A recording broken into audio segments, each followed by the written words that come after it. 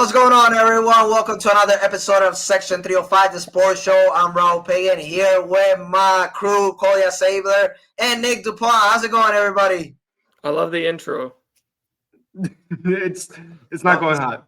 Not going hot. I love it. Over my name. Yeah, you're loving life over there. With the Aura plays tonight, Justin Herbert. What I'm actually surprised is that you're not wearing. Do you even have a Justin Herbert gear? Like, no, I don't need it. You don't need it, so you're a Charger fan, and you don't even have his aura is just Keenan Allen. You don't have a Keenan Allen, Justin Herbert. Like he's got too much aura. You could even buy like a Jim Harbaugh type of like T-shirt. I don't know, like Harbaugh. I trust. I got rid of it. So it's somewhere. So for today's show, why do you have a Miami Heat shirt? I mean, I know you work with us over there, and you've been part of the team for years. But at the same time, that's not your team. You're a Clipper fan. Shirt. I'll respect that. I respect that. Vice. I mean, at the same time, is best with combination the greatest of all time. It's with the greatest player that ever been part of that organization. So understandable. Whoa, even though Terry Rozier exists. That's how we're gonna start. Come on, man. Obviously, it's a joke. Obviously. Yeah. We all know it's a joke. It's a bad joke, though. We love you, Terry. We love you, Terry Rozier. I mean, come on, man. We need you to basically reinvent yourself this season and to cast out from the NBA. Cast out all of the rumors that supposedly he was involved in gambling. So, like, if he has an impactful season and he comes off the bench, being an X factor if he's not part of the starting lineup, because right now, like, we're seeing that it's possibly going to be Tyler Hero, Norman Powell, Andrew Wiggins if he's not traded, Kelly Ware, if I'm not mistaken, and Bam Adebayo. Yep, that's going to probably that's a decent starting lineup. Well, besides the front court having no defense, the backcourt's going to be fantastic. Sorry, the backcourt's going to have terrible defense. Yeah, definitely. Go Kolya. Hot take. Kelly Ware, I don't think should start. Not because he's not good enough to start, but they don't have depth at the position. I can see that. So what you do is you start like Jovic, or you put somebody else in there at the power forward spot, and then you put Bam at the center, and then you have Ware coming off the bench. But you already know that Bam doesn't want to play the center. Like, he's better as a power forward. He's played center with the Heat. He's also played center with Team USA, and he's done an amazing job. But if you ask him, do you rather play the fifth or the fourth? It may not be. He's gonna tell you that he can clear more space playing as a power forward. I mean, he'll even admit that. But he had his worst season as a power forward. So, but again, not his worst season, but not his most impactful season after signing that big contract. With Bam this year, it was just you gave him a lot more responsibility than what he was used to offensively. Defensively, he's always been able to carry the load. Execute. He's been the anchor. Exactly. He wasn't that great defensively last year. But again, it's been better defensively. I mean, for the last 3 seasons, I feel like he should have at least win one Defensive Player of the Year. Because, I mean, you cannot, be based on statistics. Like, you also got to be, like, efficiency. Like, what does he create against his opponents? Like, star players, shooters, point guards, forwards, centers. Like, what is their percentage shooting or their turnover ratio when he's guarding them? And he's been very efficient in that case. Like, let's just discard the blocks and the steals that he produces every single season. It's most basically like the pressure that he brings towards the all-star players in every team that the Miami Heat face. And he's done an amazing job, like forcing them to do turnovers, at the same time have a bad shooting night. So that's also what Defensive Player of the Year should be based on. I mean, we can talk about that for days as well. MVP, like, we've been figuring out what is an MVP. Like, is it all around as a team leader, statistics, at the same time what you can bring to your teammates, like how you can help them out how can you help them get better, either offensively or defensively? Like, that's what MVP should be based on at the same time. But that's another subject for another day. We got so many topics, and we're going to start off with boxing. Then we're going to go with NFL. And so our first is going to be, obviously, I don't know if we can consider fight of the century, fight of like decades, because this was the one that we were all anticipating to see. And it's basically one of the two best boxers, we can say top 5 in history at their weight, which is super middleweight. Yeah, I'm not. No, wait. I was gonna say, whoa. Then we can talk about like who are like the best 10 boxers pound for pound in history. But at their division, they're definitely 2 of the top 5, if not the best 2 we've ever seen. And Dana White has done an amazing job since taking over. Like, look what he's done throughout his career in UFC. Put the best against the best. Boxing was losing their touch. And now with Dana White being part of that front, let's just say, office, and giving us like the best pound for pound boxers. And we're going to see more of this in different divisions like heavyweight, middleweight, lightweight, welterweight, and the list continues. So let's talk about, which I was glad knowing that in Netflix, hopefully we weren't going to get the same thing that happened with Jake Paul and Tyson, that literally our screens were always how do you say freezing and just like breaking basically. And thank God that was not the case for this fight. But we just saw Terence Crawford beat Canelo Alvarez. He's dominated for decades. He's had 3 losses. This is his 3rd one. Now, the first one was against somebody similar to Terence Crawford, being undefeated, and that's Floyd Mayweather. Money Mayweather, when he was basically in his prime.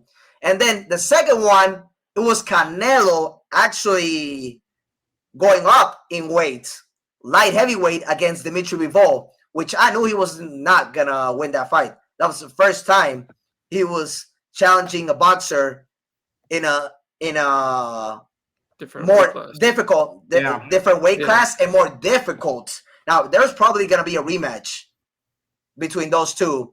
But right now, like, he said that he was not going to retire. This was not the end of his career. So I don't know if he's going to go for a rematch against Crawford again in the nearest future, or with Dimitri Bivol, or another opponent like David Benavides. That's actually the fight between. That's another good option, but Benavides actually is being talking about like, Canelo is dodging me. Basically, like, I want this fight to happen, and he's also undefeated. But let's stick to what we saw on Saturday. Terence Crawford is now the new undisputed champion, super middleweight, and at the same time in 3 different divisions. So before we go, is Canelo's prime over? Let's go with Crawford, the new champion. Crawford, the best pound-for-pound boxer we've ever seen. Kolya, the floor is yours. I do not think he is the greatest pound-for-pound boxer that we've ever seen. I mean, you have to go back in the history of boxing. I think Muhammad Ali, Sugar Ray, Manny Pacquiao, Floyd Mayweather. Like, I think Usyk. I think Crawford's number 2 right now. So he's ranked number 1 pound for pound. Yeah. He's actually right now over Usyk. Over Usyk, yeah. Even though Usyk right now is possibly if one of the greatest, if not the greatest heavyweight fighter of all time, he's still not ranked number 1 in the world pound for pound. In my opinion, I think Usyk is number 1 right now. I mean, that's not a bad take. That's not a bad take. But I mean, Crawford, it's impressive what he's done because he's done it in 3 different weight classes, which no boxer has ever done. So I understand the argument for it, but there are just so many great boxers in the history of boxing that I really can't put him at number one as the greatest ever. But he's up there for sure. I mean, at the moment, him and Dimitri Bivol are the only ones with all 4 belts. Like Dimitri Bivol has the WBO, IBF, WBA, and WBC, as well as Terence Crawford, which Canelo know that it was a risk that it was taking, and he basically took the throne. Mm-hmm. So with that, I mean, that's crazy. How about you, Nick? No, it's nuts. I don't know if I would put Crawford as the best we've ever seen. I will say he probably is one of the most. He's probably the best of the 21st century, and possibly like the most like technical of his. Over Mayweather. Honestly, possibly, man. He's really talented, man. He has a complete skill set. He fight orthodox and southpaw equally. He's dominance at the top. He has historic significance. Now, the only thing that I would say that he doesn't have over Mayweather is his longevity. He still needs to keep that history and that longevity going. He needs to still build on his resume. But he's really good, man. I don't know if I'd put him as the best we've ever seen, but I think he's one of the best, if not the best, of our generation. And Canelo actually said, like, you know, at the same time, a better fight between him and Mayweather or him and Crawford, and he chose Crawford. He said Crawford's the better boxer. So. Oh, absolutely. And you know, like he was an undisputed champion at 140 pounds. He did it again at 147. And the dude, he went all the way up to 168 pounds just to dethrone. No, he actually had to gain like 20 more pounds. No, it's impressive, bro. It's impressive because a lot of people instead of meeting each other halfway there. Yeah, but that's what I'm saying. Like, I just think he needs a little more time in boxing to really like solidify himself as like the greatest we've ever seen. Yeah, he doesn't fight all the time either. That's the thing. That's the thing. I mean, he's 30. Well, he's 37 years old. He's 3 more years from being 40. He doesn't fight all the time too. So I think that's another reason.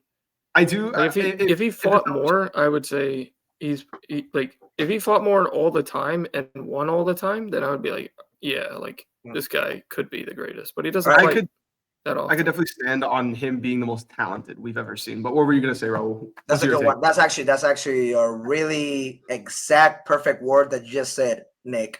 Because right now, like, I would like to say he's the best pound for pound fighter we've ever seen. But at the same time, like, Mayweather fought a lot of dogs. Like Manny Pacquiao, Miguel Cotto. Like it's, I mean, Canelo Alvarez, like he's beating basically one of the greatest that we've ever seen. I'm not gonna put them as top 10, but like let's just say top 20. Like Cotto can be in that conversation as top 20. Pacquiao actually can be in the top 10. No, Canelo, I mean, definitely. A lot of people Canelo can be in the top 10 or top 5. Like Crawford, like in my opinion, like this was the biggest fight of his career. Big win. Yeah. His last big fight was against Errol Spence Jr. and he humiliated him. He dominated from start to end. And that's basically solidified him as being like the most dangerous coming in that division. But when I'm here,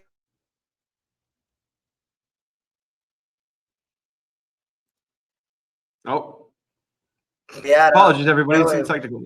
We had some technical difficulties. When I'm basically doing my research, seeing like the titles that he have, guys, he's a WBO lightweight champion, 135 pounds. He's a WBA super light welterweight champion, WBC light welterweight champion, IBF light welterweight champion, WBO light welterweight champion, WBA super welterweight champion, WBC welterweight champion, IBF welterweight champion, like in different pounds. Like mostly it's between 140 to 147.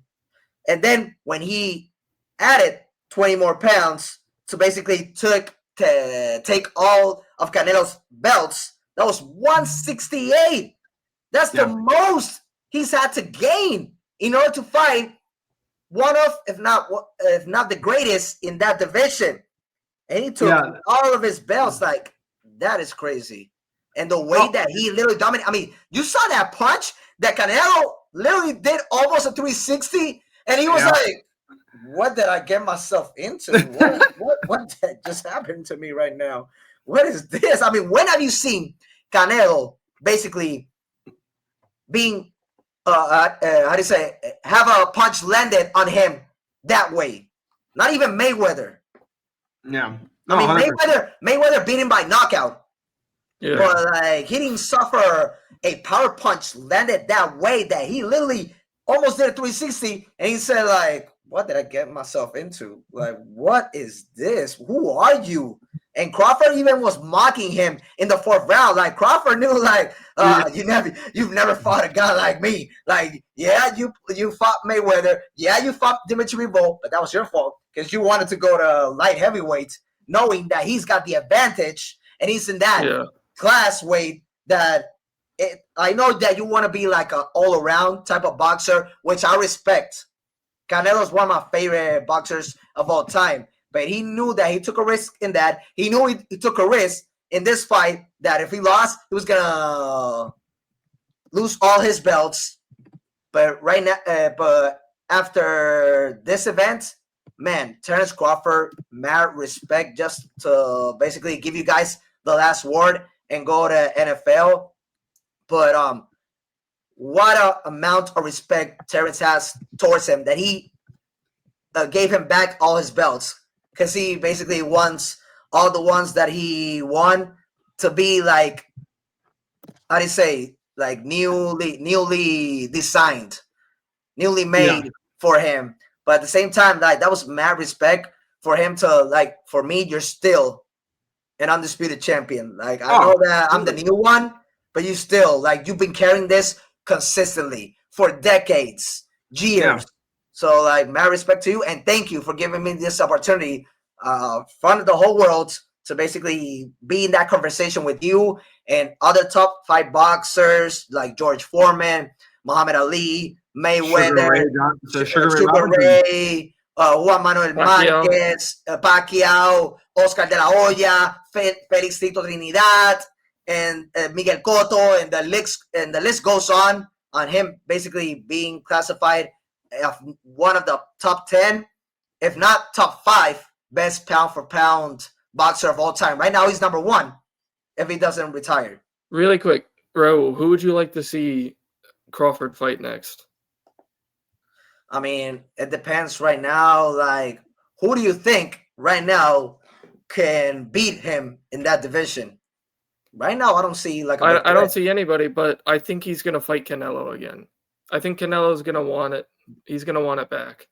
He's going to want all of the titles back. That would be a pretty good. I mean, right now, I can see Canelo first, like either fighting Dimitri Bivol again in light heavyweight, or even David Benavidez, who actually wants to fight against him.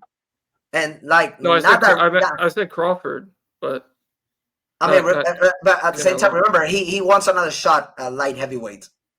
Yeah, with Bivol, who beat him. At the same time, that David Benavidez is in that weight class, so like that, he possibly can be also like his next opponent. He's not said it directly. Let's just say indirectly that Canelo has been dodging him. I would love to see Crawford fight. And so remember, right now Dimitri Bivol has 3 belts in the light heavyweight. Benavidez has the WBC. So I think one of those 2 is gonna be his next opponent to him have another shot at light. You think he's gonna go up to that weight though? I mean, he did it the first time against Bivol. No, I mean Crawford. You think Crawford? No, that's what I'm saying. So right now, like in his division category, I don't see like a big threat. Yeah, but do you think he would go up? Do you think he would want to go up? I mean, I wouldn't be surprised because right now Crawford against one of those 2 that I just spoke. Yeah. In power punches landed, he would dominate against Benavidez or Bivol, no matter the weight class. Like, we just witnessed Canelo not getting exposed, but at the same time, like, suffering, like going through his hardest moment of career. Yeah. No, it's So crazy. It's you wild. you got a last word to say, Kolya, before we go to the next topic? I mean, I would love to see him fight Pacquiao. I think if Pacquiao could come up to that weight, I would love to see a fight Well, between Crawford with and Pacquiao. right now with the age of Pacquiao, I don't think that's a good idea. I know, but Pacquiao's I still don't think it's going though. good. That's the thing. Pacquiao's still fighting right now. Like he's trying to do a possibly comeback, but I But don't he's think that not. would It's be a not good like idea. Floyd Mayweather. Like Or Mike Canelo Tyson, has where been they're in doing his exhibitions. at the same time. Canelo has been in his prime for decades, years, and he's if I'm not mistaken, he's But think only about this: 35. Like, Canelo is Crawford, actually younger is than actually Crawford. too exactly. He's Yeah, younger than Crawford, and and you that's saw that's how how he got dominant. dominated. That's how dominant Canelo has been. So, like right now, I just need to see to end this topic. Sorry guys, to end this topic, I just need to see who's like the biggest threat. Right now, I don't see nobody being a big threat to Terrence Crawford in that division. So this was I don't see anybody. This was a big moment in boxing history made. But now I'm actually more curious to see what Dana White has on his sleeve for the next fights. No, that's gonna be fun, man. He's gonna gonna do his job, and he's gonna make it fun for everybody to watch. He's gonna save the sport since you already know it was regressing. You already know it was regressing, and UFC was taking over.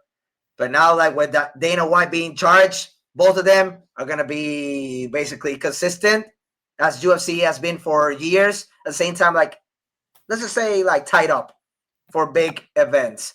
All right, guys. So let's go with some of the games that we picked to be of the week in NFL. Let's start off with the one that I said was gonna be the best game.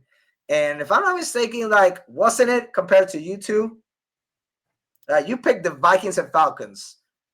It was 22-6. And then you picked the Lions and Bears, and the Lions dominated, humiliated the Bears like against Ben Johnson. Against Ben Johnson. Right now, to be fair, my second choice was Dallas and the Giants. That was my second choice. And that was actually gonna be a that good was the best pick. game of the day. I mean, you should have gone with that. I should have. Let's go with the Chiefs and Eagles, because guys, this is the first time since 2014, since last decade, literally over 11 years, we haven't seen the Chiefs, even when they had Alex Smith as a quarterback, have an 0-2 start in the season. Now, are the Chiefs in trouble with the 0-2 record? Since Kolya, you had the first word for the topic of boxing. Let's give it to Nick, the depressed Dolphins fan. Well, as a depressed Dolphins fan, it makes me smile a little bit just to see the Kansas City Chiefs lose. And I think that's the case for every NFL fan. They're last in the division. They got the same record as the Dolphins. So I mean, hey man, you know what? It takes a loser to know a loser. So it is what it is. But for the most part, I don't think Kansas City should be like throwing the red flag just yet. You know, it's only 2 weeks in. Teams are still getting ready. Teams are still getting adjusted. The biggest thing that they need right now is wide receivers. And I already know as a Dolphins fan that they're injured though. The wide receivers they have are injured. Oh, I know, but as a Dolphins fan, there's been a little talk about Tyreek possibly going back to Kansas City. I don't know if it would happen, but it has been talked about. They did try to reach out to other teams before about trading for Tyreek, but no one else really touched the phone except for Kansas City. But Kansas City, they need to fix it up on the offensive line. The offensive line hasn't really looked great. The wide receivers are mid, and like you said, they're injured right now. So just give it time. Rashee Rice. Yeah, at this point, I just think you need to give it time, especially as a Chiefs fan. Like, don't hit the panic button. You have Patrick Mahomes, you have Isaiah Pacheco, you have Travis Kelce, who's on the decline, but still, it's Travis Kelce. I mean, he's played good in the first. He's actually played good in the first 2 games, better than last season. I mean, hey man, I'm good for him, but he's still declining in age. I mean, he's leading in yards right now and receptions for the team. But who else? Can catch the ball? That's the engaged life effect, man. Yeah. So, I don't think Kansas City, I don't know if they're going to get that top seed like a lot of people intend for them to do. I do think they are going to make the playoffs at some point this year. I just think it's a slow start right now. Of course. Yeah. What about you, Kolya? I mean, are you pressing the panic button or not? No. they have a pretty. I mean, their schedule's pretty interesting. They got a couple of easy games against the Giants, the Jaguars, the Raiders, right? But then they got some tough games What do you mean? against the What do you mean an Ravens. easy game against the Giants? Didn't they basically almost beat the what? Cowboys? Yeah. Moderator. Yeah. Come on. We'll get to the Giants talk later. When the Chiefs win by 30 next week, they were a couple of seconds away don't be of beating the Cowboys. They were a couple of seconds away from beating the Cowboys, and Russell Wilson had his best game since leaving Seattle. Like this was That I agree with. Yeah, this was actually on the defense side that couldn't execute, but they were about to beat the Cowboys. Anyway, they have a tough game against Baltimore, Detroit, Buffalo, Washington. We'll see, if Jaden Daniels can play, but I think it's going to be a lot different this season with the Chiefs. Mahomes he's not playing particularly well, I think, compared to years past. I don't know what it is. Maybe it's the offensive line, as Nick was mentioning, but he doesn't got other than Travis Kelce, he doesn't have that many options to throw the ball to. Yeah, I think it's a bit rough, but I mean, look, you were competitive in both games and you could have won both of them. So if they were 2-0, like we wouldn't be talking about it, right? I mean, so I don't think you need to press the panic button.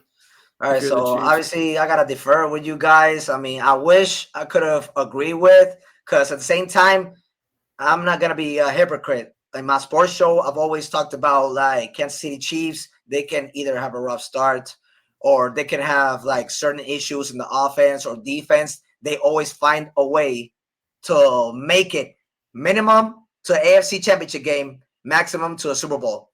The only time that he made it Super Bowl in this decade was when they blew that big lead they had against the Cincinnati Bengals. Like they should have gone to the Super Bowl and possibly be the favorites to beat the LA Rams. We gotta take that in consideration. I mean, when did they lose to the Patriots? Was that 2019? 2018, like the 2018 season, 2019 playoffs. That's what I like always to talk about the season in general. How do you say the year? Because we already know that when they named them or the Super Bowl champions of the 2018 season, the playoffs are in the 2019. Right. Yeah, you understand what I'm saying? Yeah. So basically, I classify it as the regular season year. So yeah, they lost in the 2018 against Tom Brady. Basically, his last year being with the the next year, it was his last year, which they lost in the playoffs. That was the last year he won a Super Bowl with the Patriots when they faced the Rams. And the Chiefs, he's coming back. Did you see that? He's coming back to play flag football. Supposedly he balled. All right, so staying back in the topic. Don't distract me, Kolya. All right. So all right. So like I would agree with you guys because they always find a way to like stay like in one of the best position situations in the AFC. Make it to the AFC Championship game, maximum to the Super Bowl, win or lose. Like we've seen them since 2018 making it that far to the AFC Championship game. We've seen them since 2016 winning the division. Guys, they are on a 9-year streak without losing. Like the Chargers, the Raiders, the Broncos, even with Alex Smith. That's combining Alex Smith to when then Patrick Mahomes took over the team. And so that's why I always classify them as the kings of the AFC, especially in the West. And like you guys said, if until Patrick Mahomes, Andy Reid, because we don't know if this is Travis Kelce's last season, but when you still have Andy Reid, Patrick Mahomes, and then Chris Jones in the defensive side, like always believe in Kansas City. And this and at the same time, this losses hasn't been like it's been less than 6 points, like less than a touchdown against the Chargers, 3 points against the Eagles. But I'm gonna be concerned for what Nick said. They've scored 38 points offensively in the first 2 games. And we've seen that offense at the same time regress since last season. And they'll score 38 points and next week. even the year before when they led in drop passes, they made it to the Super Bowl and beat the 49ers. But it was mostly on that defense, which in entering the third year has been more consistent. Like 20 points allowed against the Eagles, Saquon Barkley, Jalen Hurts, Devontae Smith, AJ Brown, they've done their job. It's that offense right now that is not producing. And that's actually what has me afraid. Now, the schedule, like Kolya said, it's half and half. I mean, the Giants right now, easy game. That's going to be an interesting game. The Chiefs definitely supposed to be the favorites against them because this is the first time New York has talent, but their schedule is against them. And I stated since the first time, talent-wise, offense and defense, they got the pieces. Schedule-wise, they are so screwed. They are so screwed, especially starting 0-2 and now facing the Chiefs. Like right now, Kolya is looking like the winner against me with the Giants possibly being 0-3, Dallas Cowboys being above 500, and they win Somehow next week. The Giants aren't the worst team in the league. It's surprisingly not right. Team. In NFC, in the NFC, even though they're 0-2, I still say the Saints, the Panthers, even the Falcons, even though they won, I still don't put them above the Giants. Like the Giants just need to win against those elite teams. And they were about to beat the Cowboys. They just couldn't make a stop in the last seconds remaining for the Dallas kicker, to basically push the game to overtime and then make the game-winning field goal. But it was not about Dak Prescott basically executing in clutch moments. I mean, Are you sure about that? Come on, man. He did it twice. Why do you give this dude so much? He did it twice in the game. Man? You just saw it. You saw it yesterday. He did it twice. We're not They're about down to 3 under 25 seconds. They're down 3. Makes a big throw on. All right, so you still consider him top 10 quarterback? Absolutely. All right, Josh Allen, Joe Burrow. We're not getting into this. We're not getting into this. Lamar Jackson. Even Aaron Rodgers, even though he played bad last game, he had 4 touchdowns. Okay. So what? Is Russell Wilson better because he threw more passing yards? No. I'm not gonna put him in. I mean, when I did my top 10, I didn't put Russell Wilson. Can we go to the next subject? I put over because I'm not gonna let you get away with it. Like in the NFC, dude, you're bringing it up. You're the one bringing this shit up, bro. He's not over Jalen Hurts. He's not over Jaden Daniels. He's not over Jordan Love right now. Yes, he is. He's not over Jared Goff either. Over Baker Mayfield either. Jared Goff inconsistent. Inconsistent. Look at the difference between week 1 and week 2. Inconsistent. So you put him as a top 5 in the NFC right now? Are you serious? NFC? You're really serious? Yeah. Nick, take over if you want. If not, we're just gonna go. Dude, you brought it up, man. You brought it up. I told you to change the subject. I did brought it up, but you're telling me that he was the reason why they won yesterday? Are you crazy? Yeah, he made clutch throws. He put them in the position for the kicker to kick those game-winning. I actually consider more the defense from the Giants. Russell Wilson not doing their job. Russell Wilson also threw away that game. That pick that he threw was terrible. But that was a horrible. But he had 3 touchdowns and almost 400 yards. If not mistaken, 450 yards. It doesn't matter. He played. He outdueled Dak Prescott. Did you watch the game? Did you watch the end of that game? His pick was terrible. It wasn't even close to Malik Neighbors. It was a literal duck. It was a center field ball to Donovan Wilson. He cost them that game. As great as he played, and I agree with you, it was the best game that he's played since leaving Seattle. But he cost them that. He threw away that game for them. The Giants could have won that game. Absolutely, they could have won that game. But he cost them. He cost them that game. Just at the topic, like you guys, we've talked about like in basketball when players, let's just say, score 30 points, but they're having like 25 to 30 shots. during that game. Dak Prescott threw 52 passes. Okay. 52 passes, went 38 for 52, which is not bad. But at the same time, Right, but it's a shootout. It's a shootout. What do you expect him to throw it like 20 times? To have, I mean, preferably, I would actually run the ball more with Javonte Williams and Miles Sanders. What do you mean with who? Javonte Williams and Miles Sanders have been consistent the first 2 games. What are you talking about? Javonte Williams has. I wouldn't say Miles Sanders has. Also, so both of them have not scored at least 1 touchdown every single game. Did Miles Sanders score week 1? Miles Sanders. I don't think he did. I know Javonte did. I think Javonte had 2, but I don't know if Miles Sanders had over 50 yards. My bad. I'm trying to say that, like, right now, efficiency, both of them have actually had good games. Yes. I mean, with the nature of how the game was, it was a shootout game. You're going to throw the ball more. That's why Russell Wilson had 450 yards, because you're going to throw the ball. You're going to throw the more due to the situation. And he only I mean, compared to Russell Wilson, he only had 2 touchdown passes.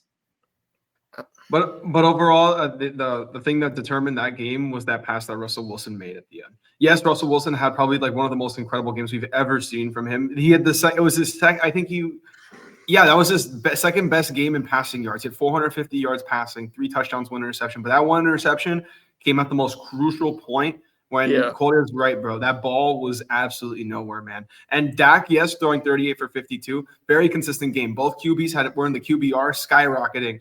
Russell Wilson did have a better QBR than Dak, though, 123 to 96.7. But Russell Wilson just, I don't know. He cost them the game. That throw cost them the game. Yeah. And all right. So we're not gonna blame also the Giants defense at the end. Basically, what we've seen with Buffalo, like they're this close to beating the Chiefs in the playoffs. Josh Allen is doing everything that is on his. I mean, power. they had to withstand 80 plays from the Cowboys. Like, yeah, I mean, the Cowboys ran the ball almost 30 times, and Dak threw it more than 50 times. So that defense was tired as hell. All right, so what does this mean for the Cowboys since you guys are talking about that? All right, so my answer with the last topic, I said that I'm not going to say they're in trouble, but it's worrisome how the offense from the Chiefs is playing. Obviously, we have to trust Patrick Mahomes and Andy Reid mostly Andy Reid to do adjustments, and also the offensive coordinator, how do you say Steve Spagnuolo. He's the defense. I mean, the defense coordinator. At the same time, if the last years he's been consistent with the defense, like in the offense. It's been Matt. It hasn't been the same. It hasn't been the same since Eric Bieniemy left and went to the Commanders, and now he's in the collegiate level. He's not even in the collegiate level. He got fired. He got fired? Yeah, he got fired from UCLA.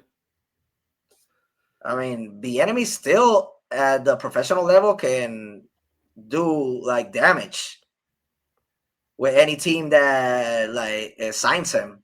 I mean, Bieniemy has been a reason why Patrick Mahomes mostly has had like success in his career, MVP, champion wise, and they don't give him more credit for that.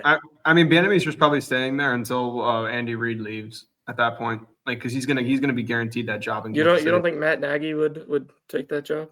Because like they would even offer him that job. He's the offensive coordinator right now. It's easier to hire someone. And look at the past 2 seasons. I know. That's all I'm saying is I wouldn't be surprised if they go. Look what happened last season and what's happening this season right now. All I'm saying, I wouldn't be surprised if they went in-house with it. That's all I'm. All right. So my question is at the moment. Not press the panic button, but yeah, it's a little worrisome for me. Now, going with this topic, since we're talking about Cowboys and Giants, like, what does this win mean for the Cowboys? Like, Nick, Kolya, whichever wants to go first. Do you guys trust in America's team? Okay, well, before we answer, I am going to implement the 2-minute timer because we will start arguing about this topic. So I will be putting in the 2-minute timer. All comments towards the end when this person is Go talking. ahead, man. Go ahead. Alrighty. I honestly think that this is a big win for the Cowboys. I don't think it's going to like push them over the edge or anything. I still think the Giants can be a force to be reckoned with in that division.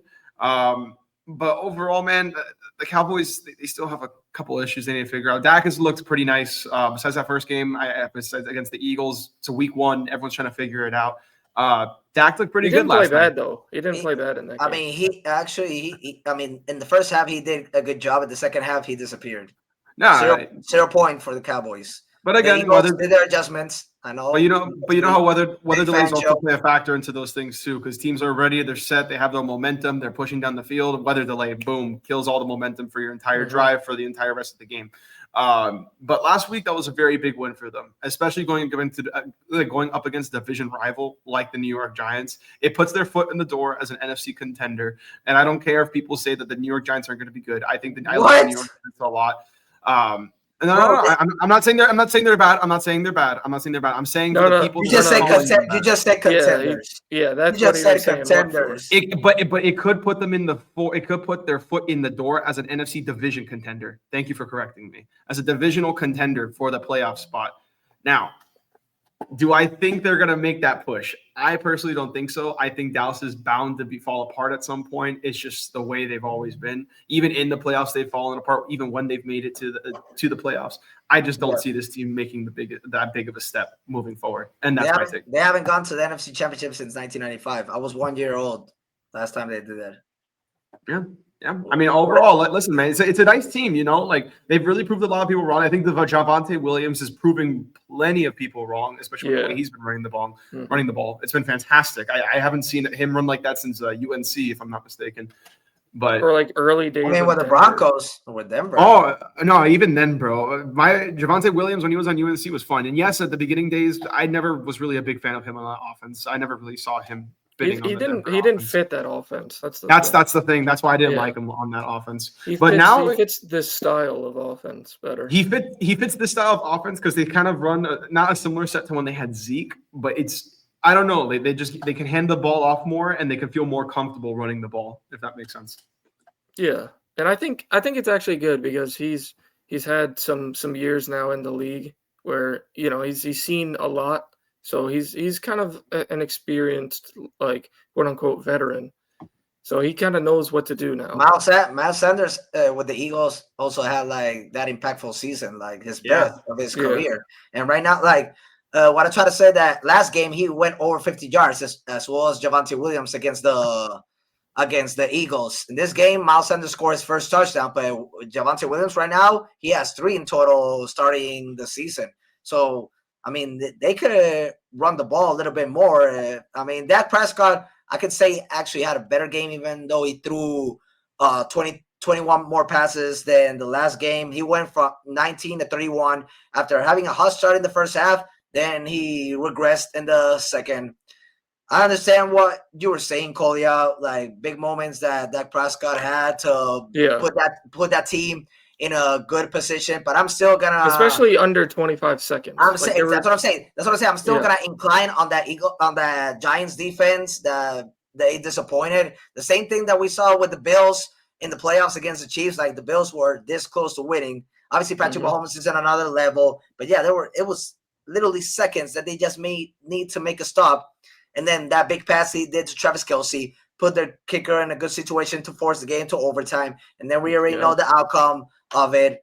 But I need to see a little bit more consistency from Dak Prescott the rest of the season for us to be basically having that conversation, not contenders like Nick said, contenders in that division, because I'm still going to give the benefit of the doubt on the Giants, even though Kolya is going to be laughing about that, because, I mean, 5 games, 3 in the preseason, even though we already know they play second and third stringers.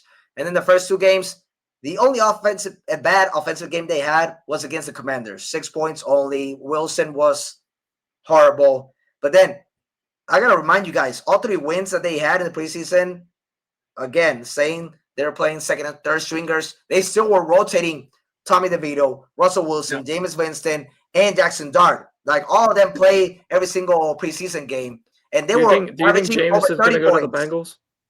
Do you think Jameis is going to go to the right Bengals? right now with Burrow being out, let's end it with that topic.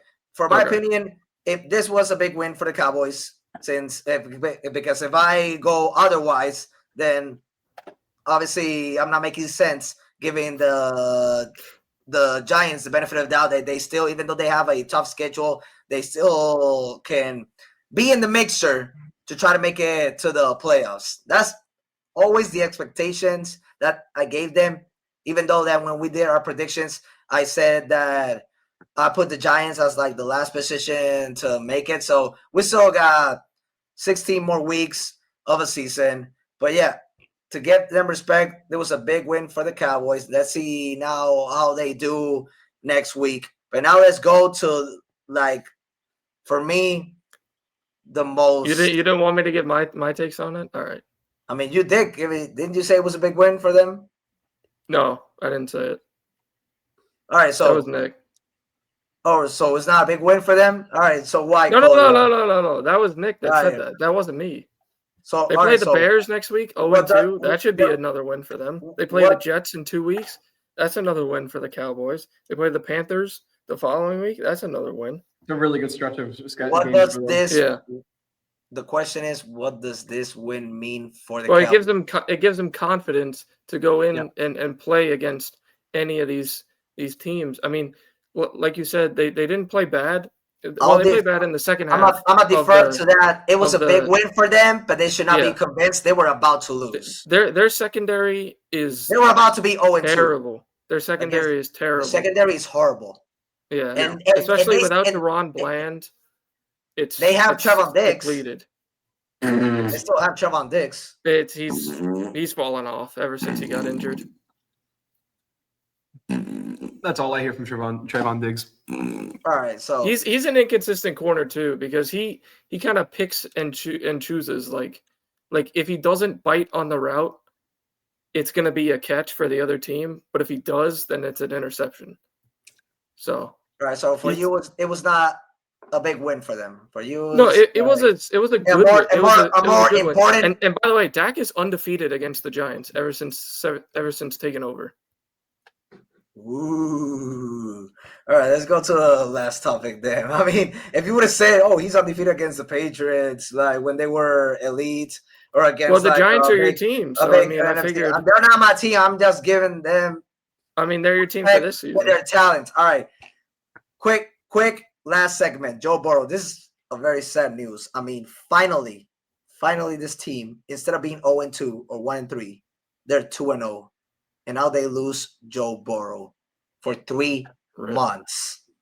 So, guys, are the Bengals in trouble without Joe Burrow? Kolya? Tough one. Oh, I got an answer already. Come on, man, be honest. We got 2 minutes. I think they are. In trouble.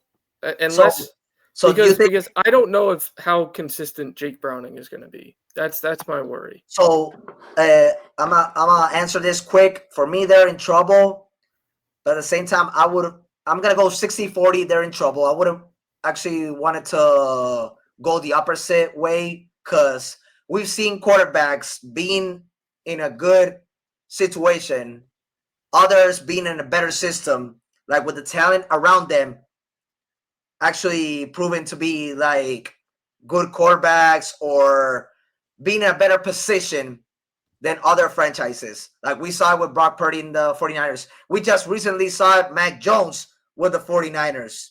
We've seen it like with other quarterbacks, like because of the talent they have around them, and depending on the system and the coaching, they actually ball. Now, if they're in like a Bear type of situation, a Jets type of situation, those type of teams, that's when it's actually worrisome and troublesome for those type of quarterbacks.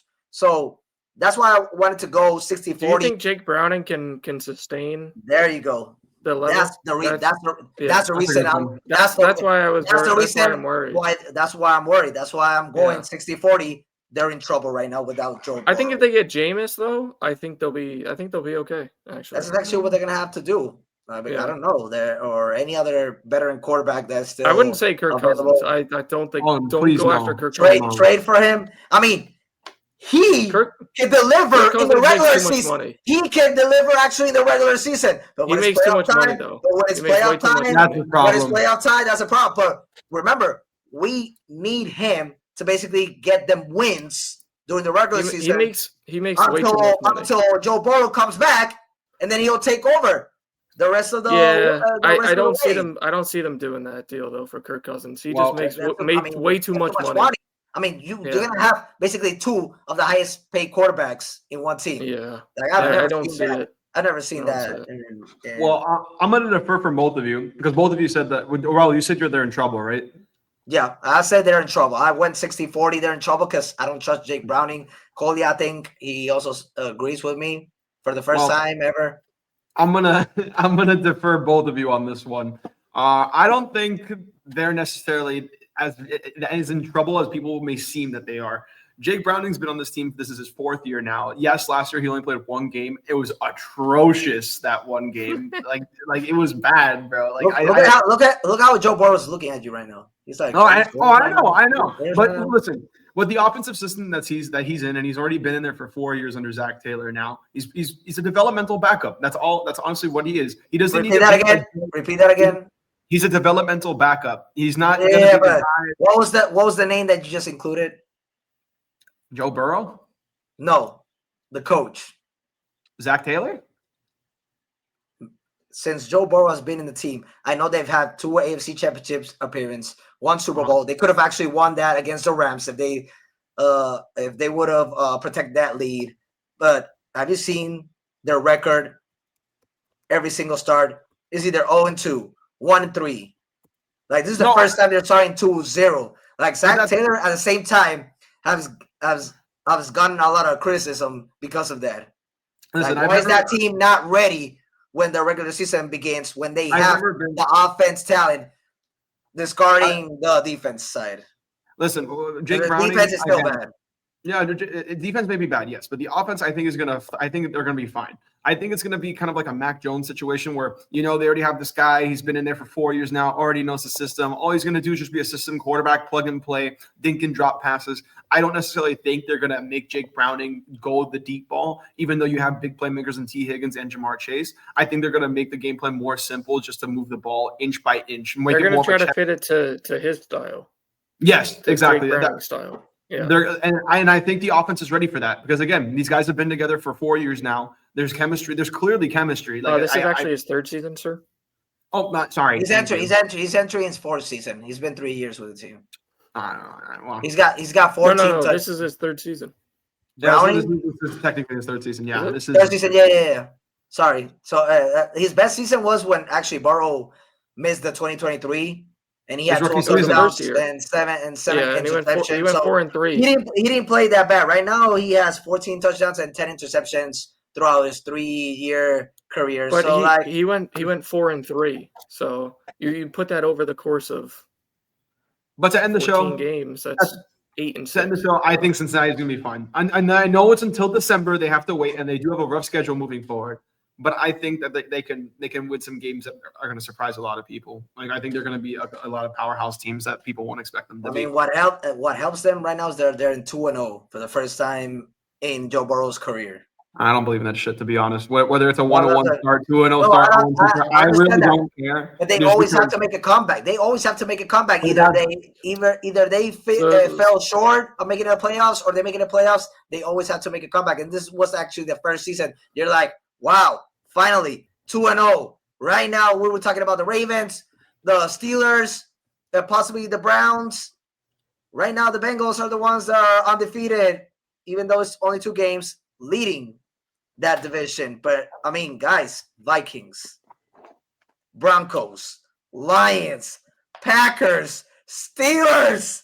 Again, it's not until October 26th that they face a Jet team. Jets team. So those actually could be all losses. I think they can surprise them. I think they can surprise a lot of teams. I don't know what it is. Again, who knows? Maybe he's just actually terrible, and it is what it is. But I think Jake Browning's just going to be kind of kind of a Matt Moore kind of quarterback, if that makes sense. If I had to give a Dolphins Did you say fan a Matt comparison. Matt Moore. I don't. He will not be as good as Matt Moore. He will definitely not be as good as Matt Moore, or maybe he will be because Matt Moore was a Dolphin good legend, Matt Moore. Dolphin disagree. Agree to Dolphin disagree. backup legend. But yes, agree to disagree. You want to end off the show, Raul? All right, guys. Well, those were interesting topics and big takes from both of you. We got a lot to talk about next week, especially a lot of primetime games in college football this weekend. Miami, Carson Beck, possibly a Heisman winner, even though Kolya doesn't agree with it. Like they exposed South Florida. Here's my take on it. Now they're playing the Gators and Florida State, which for me, they're still wins. After those two Florida games, if they win, see the schedule, they can actually finish undefeated. Why is this game on College Game Day? That doesn't make any sense to me. Why do we? Yeah, but if it was some other random SEC team, Miami wouldn't be on there. It should have been because College Game Day and dude, FSU. Lagway has done terrible. He's done terrible so far. Horrible, bro, man. So I don't get it. Like I understand why Miami would be in it. Because it's a Florida rival game. It's a Florida rival game, man. The Florida rival game, that game should have gone to UM versus FSU. When teams powerhouses. When they started Gators shouldn't have lost against South Florida. So, at LSU, I would understand. So this should have been 2-1 and still possibly in the top 25. So that's why they predicted that the Gators will win the first two games, 50-50 against LSU, and they will be either 2-1, maybe 3-0, facing an undefeated team like Miami. So remember, but they adjusted by the week. That's the thing. They're still they don't choose it at the beginning of the year. Like, oh, we're gonna go here. No, they choose it by after the results of every week. So I'm just confused by it. Depending on the ranking, Kolya, but at the same time, since it's a Florida rivalry type of matchup, it's still like a impactful game that's gonna bring a lot of ratings. Yeah, that's what I would have gone to Auburn and Oklahoma. That's what I would have done. But that's that'd be a good one. That's a really good game. Auburn and Oklahoma, both ranked over Florida and Miami. I don't think so. Yeah, man. But whatever. Well, that's for another day. We'll leave that for another day. But yeah, for next episode, we're gonna give analysis of what happens in week 3, and also depending of the games that we're gonna see this weekend in college football, we're also gonna add that topic. And guys, at the same time, better than UF, better record. Hey, 2-1. 2-1. Nick, you end it. But I'm not gonna do this. Thanks for watching, guys. Hope to see you next time. Please stay tuned for Sunday and have a great night. Fire Billy Napier.